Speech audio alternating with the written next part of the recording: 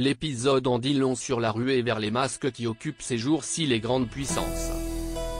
Et sur les pratiques agressives de ces dernières. Il a été rapporté mardi soir, sur la chaîne RT, par le président de la région PACA et de l'Association des régions de France, Renaud Muselier. Comme d'autres présidents de collectivités, celui-ci a passé commande à un fournisseur chinois de plusieurs millions de masques hygiéniques, censés alimenter les établissements de santé et les EHPAD de sa région. La commande avec le paiement a été réalisée, c'est-à-dire que les masques sont fabriqués en attente en Chine, assurait l'élu. La difficulté que nous rencontrons c'est l'acheminement. Ce matin sur le tarmac de l'aéroport, en Chine, une commande française a été achetée par les Américains cash, et l'avion qui devait venir en France est parti directement aux États-Unis. Devant ces problèmes, je suis en train de sécuriser la marchandise de façon à ce qu'elle ne soit pas saisie ou achetée par d'autres. Au prix d'un retard de plusieurs jours dans la livraison. Il paye le double. Contacté par Libération, Renaud Muselier n'a pas souhaité commenter davantage cet épisode. Mais celui-ci a nous été confirmé par les entourages d'autres présidents de région. À lire aussi 480 000 masques par jour pour ceux qui travaillent effectivement, les masques deviennent des denrées rares, et les Américains les achètent partout où ils en trouvent, peu importe le prix, confirme-t-on, sous couvert d'anonymat, dans l'une des régions victimes du procédé. Ils payent le double et comptant, avant même d'avoir vu la marchandise. Nous, on ne peut pas se le permettre, on n'avance rien et on paye à la réception. Évidemment, on a des engagements signés avec les producteurs, mais on n'est pas dans une situation normale.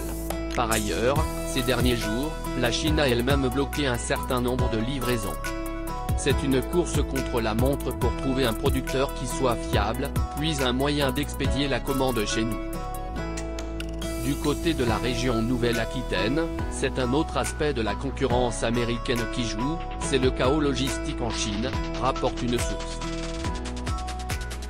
Les Américains commandent 2 ou 3 milliards de masques, avec nos 5 petits millions, on passe toujours après.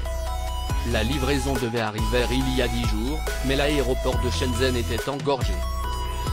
Notre importateur a tout mis dans un camion, direction Shanghai, mais c'est pire, le camion est coincé sur la route derrière tous ceux qui attendent leur tour. On l'a dérouté vers Zhengzhou, où l'on pense que la situation est meilleure. J'appelle notre importateur 2 fois par jour pour sécuriser les choses, mais on se demande si on ne ferait pas mieux d'utiliser le train ou le bateau. À lire aussi le manque de coopération attise la pandémie parfois critique sur la gestion du dossier par le gouvernement. De nombreuses collectivités ont procédé à leur propre commande de masques, le plus souvent en Chine. Au total, environ 60 millions d'unités auraient été commandées par les régions, le gouvernement ayant ramené à 5 millions d'unités par trimestre et par personne morale le seuil au-delà duquel il peut réquisitionner tout ou partie de la livraison. Beaucoup de margoulins. Les présidents de région se sont tous échangés des tuyaux, rapporte un proche de l'un d'eux. Chacun y va de son ami producteur de masques. Sénateur LR et ancien président des Pays de la Loire, Bruno Retailleau s'emportait récemment dans Libération, je reçois tous les jours des adresses d'entreprises prêtes à fournir. Ça me rend fou. J'encourage donc ma région, mon département à passer commande en leur nom, sans passer par le préfet. Mais cette frénésie de commande est aussi riche de pièges et de mauvaises surprises.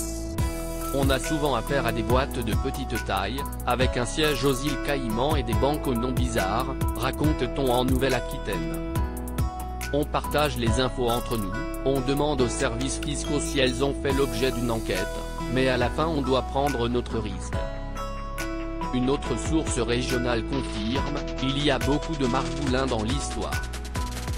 Un soi-disant producteur de masques nous faisait miroiter une cargaison de millions de masques à la frontière belge, qu'il se faisait fort de livrer en quelques heures. Il a approché tout le monde mais s'est révélé très peu fiable.